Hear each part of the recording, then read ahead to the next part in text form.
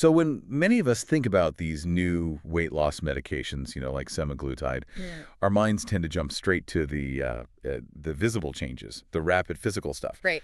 But what actually happens when those really deep, like habitual cravings just kind of vanish, or they just don't show up? Yeah, it's a really profound And experience. that's what we're really digging into today. Exactly. So this deep dive, it's really for you if you're curious about what's actually beyond the initial weight loss, or, maybe you've wondered about those big psychological shifts Mm-hmm. that can happen when all that constant food noise just goes quiet. That food noise, yeah. And maybe just quick context for anyone less familiar. Semaglutide is a medication. It mimics a natural gut hormone. Okay. What it does, well, it helps regulate your appetite, makes you feel fuller, longer, and that's really how it creates that profound quiet window we want to explore. That context is, yeah, that's super important. So our mission today is really to unpack the insights from Dan Hollis. He's a coach who, as he puts it, he lived it himself. Hmm. We're going to look at his philosophy through, like, his answers to common questions, dive into a really powerful story from someone he coached, Yeah. and also think about how you navigate, you know, the setbacks, Yeah. because they always happen on these journeys. Absolutely. We want to get beyond just the surface level, Mhm. show how a tool like semaglutide, well, it's not just about losing weight. Like Dan says, it can be like a pause The button pause button. or a reset, Okay. creating what he specifically calls that quiet window. Yeah. And that's where the real work, the transformation can actually start. Okay, so let's get into Dan Hollis's core ideas then. He's really clear that, most programs just hand you the medication and say, good luck. Right. But he says, I hand you a map. Semaglutide isn't the solution. It's the signal. Mm-hmm. What does he really mean by signal? Why is that word so key for him? It's such a powerful metaphor, isn't it? Because it points underneath to the why. What's really fascinating is how much he emphasizes the emotional framework. He argues pretty strongly that people don't relapse because the drug suddenly stops working. They relapse because nobody helped them rebuild the emotional structure that food was holding up. Ah, okay, so food is structure. Yeah, for so many people, food was, well, comfort, maybe control, sometimes even part of their identity. Right. And when that just disappears, he says it can genuinely feel like losing a friend. And he makes a point of saying feeling anxious or kind of weird in that quiet, that's totally normal. That's a huge distinction. It's not just the physical craving going away. Right. So if semaglutide is a signal, like you said, that implies there's somewhere you're heading, right? Mm-hmm. A destination. Mm-hmm. How does Dan handle the what happens next part when you stop taking it? He mentions an off-ramp. Yes, the off-ramp idea is crucial in his approach. He Right. warns pretty directly that if you don't have a strategy for coming off it, Yeah. he says the biology takes over, appetite returns, old triggers get louder, and the rebound weight shows up before you realize you're slipping. Cool. Which is exactly why he says he never starts someone on the medication without having a clear exit strategy plan from the beginning. Makes sense. And this ties into the whole long game, right? Dan's not about cheat days or super rigid clean eating. Mm-hmm. He pushes for pattern mastery over perfection. His point is, if your system completely freaks out over one slice of cake, Right. then you haven't taught it flexibility. You've basically taught it fear. That's interesting. And he also tackles that common thing, where people lose weight fast initially, then hit a wall. Yeah, the plateau. Exactly. He explains that rapid loss can actually trigger metabolic slowdowns. It's your body adapting. So his point is, look, you're not trying to win a sprint here. You're trying to finish the race sustainably. Right. Finishing the race, not just winning the sprint. Yeah. So what does this actually look like long term? Keeping it off.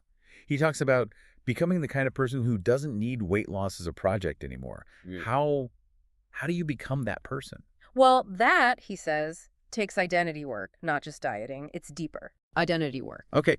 And, for people who feel like they failed at everything before, Dan has a really different take. He actually says, good. Good. Yeah, good. That means you've tested what doesn't work. Now let's build what does with tools that match your biology, not shame your behavior. It's quite refreshing. That is refreshing. No shame. And you can tell his personal commitment is real. Mm. He talks about how he lived this, how he was that guy feeling broken and ashamed, and he built his program specifically so others don't have to go through that alone. That's powerful. Okay, so he calls semaglutide a pause button, a reset.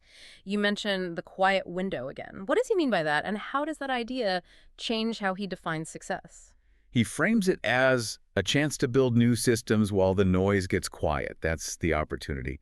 But crucially, he adds, only if you know what to do with that silence. Ah, okay. It's not just about the silence itself. Exactly. So success for him is not about the number on the scale. Mhm. It's about how many old coping mechanisms you've managed to replace with, well, actual tools, real skills. He really sees weight loss as almost a side effect of gaining clarity, not the main goal itself. The side effect of clarity. Wow. And what's really compelling is when he talks about his own experience of the quiet, he shared that the most surprising thing for him personally was just the quiet. He didn't realize how loud food was? Didn't realize how loud it was in his life. Mm. All that constant internal chatter, the planning, the cravings, until, poof, they were gone. Yeah. And he found that silence both unsettling at first, but also kind of beautiful. And his advice, looking back, to himself on day one, he said it would be, slow down. This isn't punishment, it's repair. Trust the process, but more importantly, stay in relationship with yourself while you do it. Stay in relationship with yourself. That really resonates. And that idea of the quiet, it leads us perfectly into the story of Kate. She's 46, mother of 3. Her experience really illustrates this quiet window, doesn't it? It really does. What was the most surprising thing for her? Well, for Kate, it wasn't so much the weight coming off, though that was happening. The real shock was the craving that just didn't arrive. She knew her hunger rhythms, chips when she felt that afternoon slump, bread when she felt lonely, cake to celebrate. Those weren't just foods. No, they were responses. They were her go-to coping mechanisms built up over years. So what was it actually like for her when those familiar signals just stopped? She described a specific moment, right? In her kitchen. Yeah, she told Dan she felt like a ghost in her own kitchen. She walked past the pantry, which was like a huge emotional hub for her. And for the first time in 20 years, nothing reached back. Just silence. Wow. Nothing reached back. And Dan immediately recognized that. That's it. That's the quiet window, that pivotal moment where food stops being the answer. Yeah. And the real deeper questions finally get a chance to speak up. And this is the thing that people don't often talk about with weight loss, right? He calls it the grief of losing the thing that numbed you. Even if that thing was, slowly messing up your life. Kate wasn't really missing the food itself. She missed the signal, the rhythm.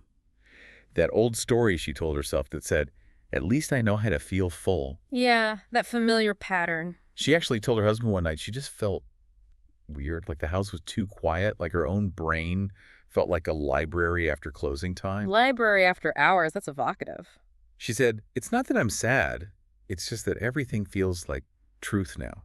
And that feeling, that truth, that's exactly where Dan says his real work starts. Okay. It's not really about the pounds dropping or the lab numbers improving, though those are great. The real work begins when someone starts hearing the echoes. Echoes. Yeah, the echoes of all those years they used food to kind of muffle deeper stuff. Questions like, what am I actually hungry for when I'm not physically hungry? Who am I without this constant chase? What's even left when all that noise stops? Those are big questions. Huge.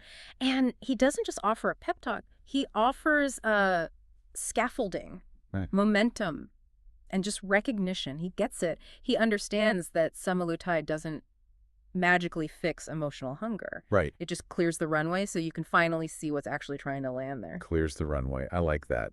And for Kate, what did that look like? You said no big epiphany. No, just small, consistent shifts. Like a Wednesday where she didn't snack her way through feeling sad. Okay. A Thursday where maybe she reached for tea instead of opening a second bottle of something. A Sunday where she went for a walk, not because she had to burn calories, but because, as she put it, it felt like a conversation with her future self. Wow.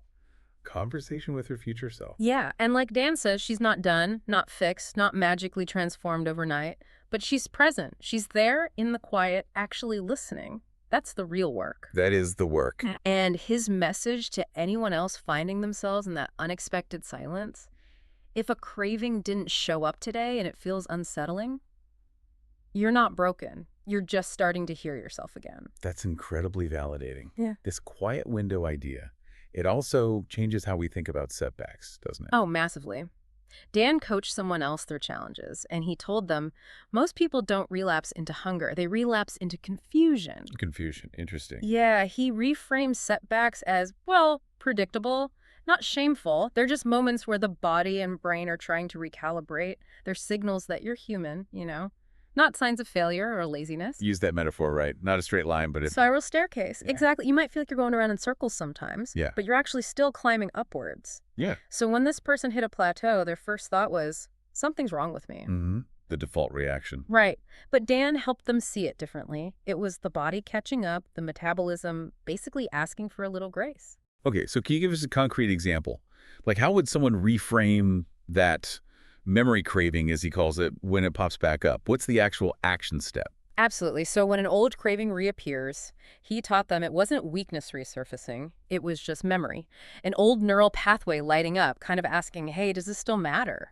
Just a signal. Just a signal. Yeah. And now they have the tools to answer differently. So instead of the old thought, oh no, I'm failing, I need those chips now, Right.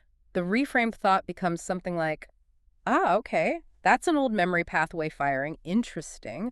What am I actually needing right now? Is it comfort, distraction, boredom? Pausing to ask. Exactly, Yeah. pausing. And Yeah. then asking, how can I meet that real need in a new way? It's about responding consciously, not just reacting automatically. And that loops right back to the identity work we talked about earlier. Mhm. The body changes relatively fast, but our sense of self, our identity, that takes longer to catch up. So true. How does Dan use that knowledge to help people navigate those moments where relapse feels, close? He explained that setbacks don't necessarily mean the medication isn't working anymore. They often mean the story you're telling yourself about who you are. That story still needs an update. The story needs updating, yeah. Semaglutide creates the space, the quiet window. But Dan taught them how to actively use that space, how to narrate a setback as a question, not as a final judgment. So asking questions like, Like, okay, what am I feeling right now? What do I genuinely need? And who is the person I'm trying to become through this process? He really emphasizes that failure is only really failure if you learn nothing from it. And in his program, the idea is you learn together, openly. that sense of community must be important. Definitely. And he even pushes back hard on that idea of semaglutide being cheating. Oh, yeah, you hear that sometimes. Right. He says basically, if your body's biochemistry is rigged against you, using science to unrig it isn't cheating, it's adapting. That's a strong point. He adds, the real cheat is pretending willpower was ever enough for everyone. Wow. Okay, so wrapping this up a bit, we've really explored how this biological reset from something like semaglutide can actually kickstart a pretty profound emotional and identity journey. Yeah. It really shows that weight loss, sustainable weight loss anyway, Yeah. isn't just about the numbers on the scale. It's much more about swapping out those old coping mechanisms for real tools Real skills. and fundamentally building a new kind of relationship with yourself. Absolutely. And just remember that core insight from Dan Hollis. Semaglutide isn't the ultimate solution, it's the signal. Right. It's what creates that potential, that quiet window where those deeper questions finally have room to surface. So maybe something for you to think about as you reflect on this deep dive. If your own internal noise, whatever that might be, were to suddenly go quiet, what deeper questions might you finally start to hear? Questions about hunger, maybe connection or identity? And what would you actually choose to do with that silence?